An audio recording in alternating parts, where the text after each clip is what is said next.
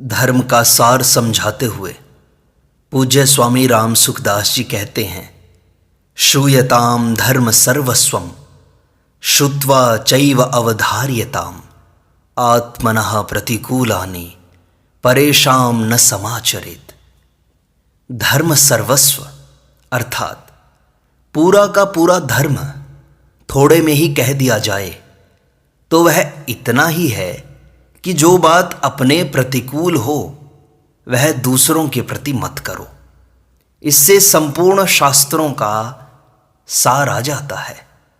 जैसे आपका यह भाव रहता है कि प्रत्येक आदमी मेरी सहायता करे, मेरी रक्षा करे, मुझ पर विश्वास करे, मेरे अनुकूल बने और दूसरा कोई भी मेरे प्रतिकूल न रहे, मुझे ठगे नहीं, मेरा कोई नुकसान न करे, मेरा कोई निरादर न करे, तो इसका अर्थ यह हुआ कि मैं दूसरों की सहायता करूं, दूसरों की रक्षा करूं, दूसरे पर विश्वास करूं, दूसरे के अनुकूल बनूं और किसी के भी प्रतिकूल न रहूं, किसी को ठगूं नहीं, किसी का नुकसान न करूं इत्यादि। इस प्रकार आप खुद के अनुभव का आदर करें तो आप पूरे धर्मात्मा बन जाएंगे। मेरा कोई नुकसान न करे यह हाथ की बात नहीं है, पर मैं किसी का नुकसान न करूं यह मेरे हाथ की बात है। सब के सब मेरी सहायता करें यह मेरे हाथ की बात नहीं है, पर इस बात से यह सिद्ध होता है कि मैं सबकी सहायता करूं। मेरे साथ जिन जिन का काम पड़े उनकी सहायता करने वाला मैं बन जाऊं। मेरे को कोई बुरा न समझे, इससे यह शिक्षा लेनी चाहिए कि मैं किसी को बुरा न समझूं। यह अनुभव सिद्ध बात है। कोई भी मेरे को बुरा न समझे यह हाथ की बात नहीं है, पर मैं किसी को बुरा न समझूं यह मेरे हाथ की बात है। और जो हाथ की बात है उसको करना ही धर्म का अनुष्ठान है। ऐसा करने वाला पूरा धर्मात्मा बन जाता है। जो धर्मात्मा होता है उसको सब चाहते हैं, उसकी सबको गरज रहती है। आदमी किसको नहीं चाहता? जो स्वार्थी होता है, मतलबी होता है, दूसरों का नुकसान करता है, उसको कोई नहीं चाहता। परंतु जो तन से, मन से, वचन से, धन से, विद्या से, योग्यता से, पद से, अधिकार से दूसरों का भला करता है, जिसके हृदय में सबकी सहायता करने का, सबको सुख पहुंचाने का भाव है, उसको सब लोग चाहने लगते हैं। जिसको सब लोग चाहते हैं वह ज़्यादा सुखी रहता है। कारण कि अभी अपने सुख के लिए अकेले हम ही उद्योग कर रहे हैं तो उसमें सुख थोड़ा होगा, पर दूसरे सब के सब हमारे सुख के लिए उद्योग करेंगे तो हम सुखी भी ज़्यादा होंगे और हमारे को लाभ भी ज़्यादा होगा। सब के सब हमारे अनुकूल कैसे बने कि हम किसी के भी प्रतिकूल न बने, किसी के भी विरुद्ध काम न करें, अपने स्वार्थ और अभिमान में आकर दूसरों का निरादर न करें, तिरस्कार न करें, अपमान न करें, दूसरे को बुरा न समझें कि यह आदमी बुरा है तो फिर दूसरा हमारा आदर सम्मान करे, हमें अच्छा समझे, इसके लायक हम बन जाते हैं। नहीं तो नहीं बनते। जब तक हम किसी को बुरा आदमी समझते हैं तब तक हमें कोई बुरा आदमी न समझे, इस बात के हम हकदार नहीं होते। इसके हकदार हम तभी होते हैं जब हम किसी को बुरा न समझे। अब कहते हैं कि बुरा कैसे न समझें?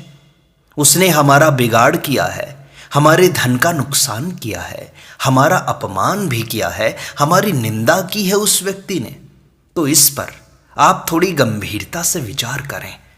उसने हमारा जो नुकसान किया है वह हमारा नुकसान होने वाला था। हमारा नुकसान न होने वाला हो और दूसरा हमारा नुकसान कर दे, यह हो ही नहीं सकता। परमात्मा के राज्य में हमारा जो नुकसान होने वाला नहीं था, उस परमात्मा के रहते हुए दूसरा हमारा वह नुकसान कैसे कर देगा? हमारा तो वही नुकसान हुआ जो अवश्यम भावी था, दूसरा उसमें निमित्त बनकर पाप का भागी बन गया बस। अतः उस पर दया आनी चाहिए। अगर वह निमित्त न बनता तो भी हमारा नुकसान तो होना ही था, हमारा अपमान तो होना ही था। वह खुद हमारा नुकसान करके, हमारा अपमान करके पाप का भागी बन गया, तो वह भूला हुआ है। भूले हुए को रास्ता दिखाना हमारा काम है या धक्का देना? कोई गड्ढे में गिरता है तो उसको बचाना हमारा काम है या उसको धक्का देना? अतः उस बेचारे को बचाओ कि उसने जैसे मेरा नुकसान किया है वैसे किसी और का नुकसान न कर दे। ऐसा भाव जिसके भीतर होता है वह धर्मात्मा होता है, महात्मा होता है, श्रेष्ठ पुरुष होता है। गीत गोविंद की रचना करने वाले पंडित जयदेव एक बड़े अच्छे संत हुए हैं। एक राजा उन पर बहुत भक्ति रखता था और उनका सब प्रबंध अपनी तरफ से ही किया करता था।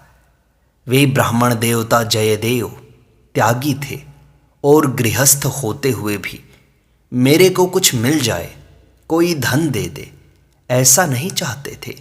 उनकी स्त्री भी बड़ी विलक्षण पतिव्रता थी, क्योंकि उनका विवाह भगवान ने कराया था। वे विवाह करना नहीं चाहते थे। एक दिन की बात है, राजा ने उनको बहुत सा धन दिया, लाखों रुपए दिए। उनको लेकर वे वहां से रवाना हुए और घर की तरफ चले। रास्ते में जंगल था। डाकुओं को इस बात का पता लग गया। उन्होंने जंगल में जयदेव को घेर लिया और उनके पास जो धन था वह सब छीन लिया। डाकुओं के मन में आया कि यह राजा का गुरु है, कहीं जिंदा रह जाएगा तो हमें पकड़वा देगा। अतः उन्होंने जयदेव के दोनों हाथ काट लिए और उनको एक सूखे हुए कुएं में गिरा दिया। जयदेव कुएं के भीतर पड़े रहे। एक दो दिन में राजा जंगल में आया। उसके आदमियों ने पानी लाने के लिए कुएं में लोटा डाला तो वे कुएं में से बोले कि भाई ध्यान रखना, मेरे को न लग जाए, इसमें जल नहीं है, क्या करते हो? उन लोगों ने आवाज़ सुनी तो बोले कि यह आवाज़ तो पंडित जी की है। पंडित जी यहाँ कैसे आए? उन्होंने राजा को कहा कि महाराज, पंडित जी तो कुएं में से बोल रहे हैं। राजा वहां गया, रस्सा डालकर उनको कुएं में से निकाला तो देखा कि उनके दोनों हाथ कटे हुए हैं। उनसे पूछा कि यह कैसे हुआ? तो वे बोले कि भाई देखो, जैसा हमारा प्रारब्ध था वैसा हो गया। उनसे बहुत कहा गया कि बताओ तो सही, कौन है, कैसा है, परंतु उन्होंने कुछ नहीं बताया। यही कहा कि हमारे कर्मों का फल है। राजा उनको घर पर ले गए, उनकी मलहम पट्टी की, इलाज किया और खिलाने पिलाने आदि सब तरह से उनकी सेवा की। एक दिन की बात है, जिन्होंने जयदेव के हाथ काटे थे वे चारों डाकू साधु के वेश में कहीं जा रहे थे। उनको राजा ने भी देखा और जयदेव ने भी। जयदेव ने उनको पहचान लिया कि ये तो वही डाकू हैं। उन्होंने राजा से कहा कि देखो राजन, तुम धन लेने के लिए बहुत आग्रह किया करते हो। अगर धन देना हो तो वे जो चारों जा रहे हैं वे मेरे मित्र हैं, उनको धन दे दो। मेरे को धन दो या मेरे मित्रों को दे दो, एक ही बात है। राजा को आश्चर्य हुआ कि पंडित जी ने कभी उम्र भर में किसी के प्रति आप दे दो ऐसा नहीं कहा, पर आज इन्होंने कह दिया है। राजा ने उन चारों को बुलवाया। वे आए और उन्होंने देखा कि हाथ कटे हुए पंडित जी वहां बैठे हैं, तो उनके प्राण सूखने लगे कि अब कोई आफत आएगी, अब ये हमें मरवा देंगे। राजा ने उनके साथ बड़े आदर का बर्ताव किया और उनको खजाने में ले गया। उनको सोना चांदी मुहरे खूब दिए। लेने में तो उन्होंने खूब सारा धन ले लिया, पर पास में बोझ ज्यादा हो गया। अब क्या करें, कैसे ले जाएं? तो राजा ने अपने आदमियों से कहा कि इनको पहुंचा दो धन को सवारी में रखवाया और सिपाहियों को साथ में भेज दिया। वे जा रहे थे। रास्ते में उन सिपाहियों में जो बड़ा अफसर था, उसके मन में आया कि पंडित जी किसी को कभी देने के लिए कहते ही नहीं, और आज देने के लिए कह दिया, तो बात क्या है। उसने उनसे पूछा कि महाराज, आप बताओ कि आपने पंडित जी का क्या उपकार किया है, पंडित जी के साथ आपका क्या संबंध है। आज हमने पंडित जी के स्वभाव से विरुद्ध बात देखी है। बहुत वर्षों से देखता हूं कि पंडित जी किसी को ऐसा नहीं कहते कि तुम इसको दे दो, पर आपके लिए ऐसा कहा, तो बात क्या है। वे चारों आपस में एक दूसरे को देखने लगे, फिर बोले कि ये एक दिन मौत के मुंह में जा रहे थे तो हमने इनको मौत से बचाया। इनके हाथ ही कटे, नहीं तो गला कट जाता। उस दिन का ये बदला चुका रहे हैं। उनकी इतनी बात पृथ्वी सह नहीं सकी।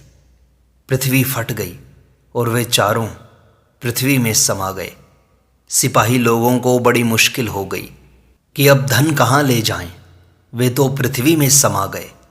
अब वे वहाँ से लौट पड़े और आकर सारी बात बता दी। उनकी बात सुनकर पंडित जी जोर जोर से रोने लग गए। रोते रोते आंसू पोंछने लगे तो उनके हाथ साबुत हो गए। यह देखकर राजा को बड़ा आश्चर्य हुआ कि ये क्या तमाशा है, हाथ कैसे आ गए। राजा ने सोचा कि वे इनके कोई घनिष्ठ मित्र थे, इसलिए उनके मरने से पंडित जी रोते हैं।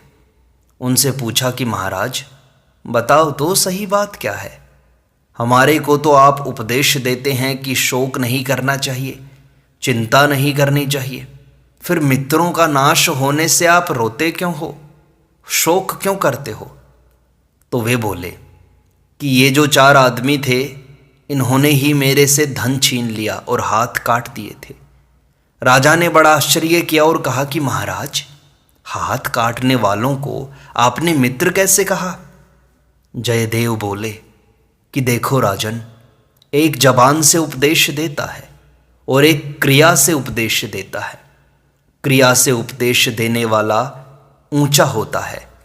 मैंने जिन हाथों से आपसे धन लिया था, रत्न लिए थे, वे हाथ काट देने चाहिए।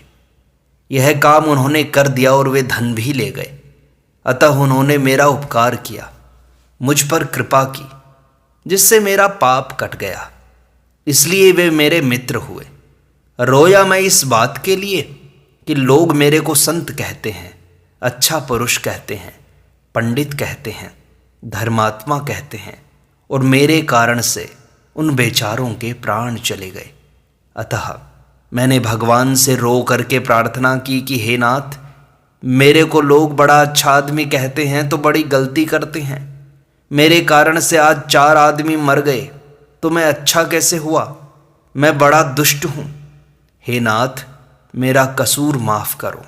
अब मैं क्या करूँ, मेरे हाथ की बात कुछ रही नहीं, अतः प्रार्थना के सिवा और अब मैं क्या कर सकता हूँ। राजा को बड़ा आश्चर्य हुआ और बोला कि महाराज, आप अपने को अपराधी मानते हो कि 4 आदमी मेरे कारण मर गए, तो फिर आपके हाथ कैसे आ गए। वे बोले कि भगवान अपने जन के अपराधों को, पापों को, अवगुणों को देखते ही नहीं। उन्होंने कृपा की तो हाथ आ गए। राजा ने कहा कि महाराज, उन्होंने आपको इतना दुख दिया तो आपने उनको धन क्यों दिलवाया। वे बोले कि देखो राजन, उनको धन का लोभ था और लोभ होने से वे और किसी के हाथ काटेंगे। अतः विचार किया कि आप धन देना ही चाहते हैं तो उनको इतना धन दे दिया जाए कि जिससे बेचारों को कभी किसी निर्दोष की हत्या न करनी पड़े। मैं तो सदोष था, इसलिए मुझे दुख दे दिया, परंतु वे किसी निर्दोष को दुख न दे दें, इसलिए मैंने उनको भरपेट धन दिलवा दिया। राजा को बड़ा आश्चर्य हुआ। उसने कहा कि आपने मेरे को पहले क्यों नहीं बताया। वे बोले कि महाराज, अगर पहले बताता तो आप उनको दंड देते। मैं उनको दंड नहीं दिलाना चाहता था, मैं तो उनकी सहायता करना चाहता था। क्योंकि उन्होंने मेरे पापों का नाश किया, मेरे को क्रियात्मक उपदेश दिया। मैंने तो अपने पापों का फल भोगा, इसलिए मेरे हाथ कट गए।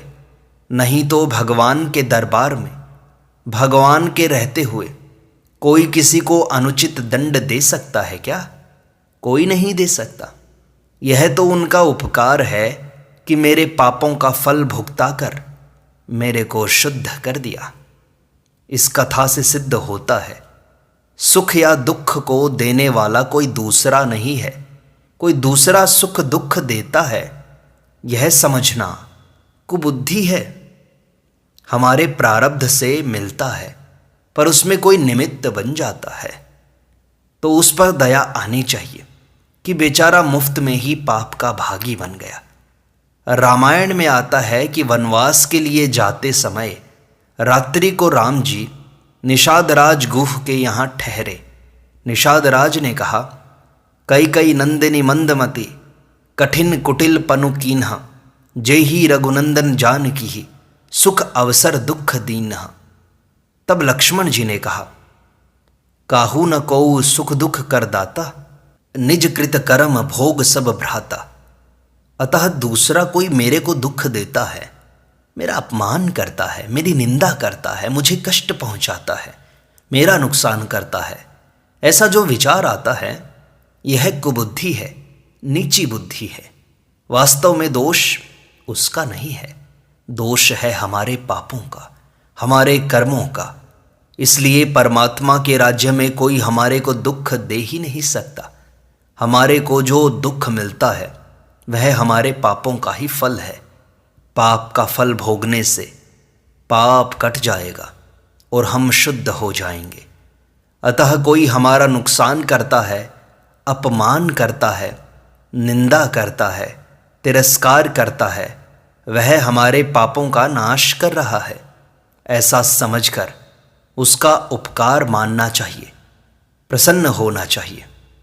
किसी के द्वारा हमारे को दुख हुआ तो वह हमारे प्रारब्ध का फल है, परंतु अगर हम उस आदमी को खराब समझेंगे, गैर समझेंगे, उसकी निंदा करेंगे, तिरस्कार करेंगे, दुख देंगे, दुख देने की भावना भी करेंगे, तो अपना अंतःकरण मैला हो जाएगा, हमारा ही नुकसान हो जाएगा। इसलिए संतों का यह स्वभाव होता है कि दूसरा उनकी बुराई करता है तो वे भी उसकी बुराई नहीं करते, अपितु उसकी भलाई करते हैं। ऐसा संत स्वभाव हमें बनाना चाहिए। अतः कोई दुख देता है तो उसके प्रति सद्भावना रखो, उसको सुख कैसे मिले यह भाव रखो। उसमें दुर्भावना करके मन को मैला कर लेना मनुष्यता नहीं है। इसलिए तन से, मन से, वचन से सबका हित करो, किसी को दुख न दो। जो तन मन वचन से किसी को दुख नहीं देता वह इतना शुद्ध हो जाता है कि उसका दर्शन करने से ही पाप नष्ट हो जाते हैं। और यही धर्म का सार है। नारायण नारायण नारायण।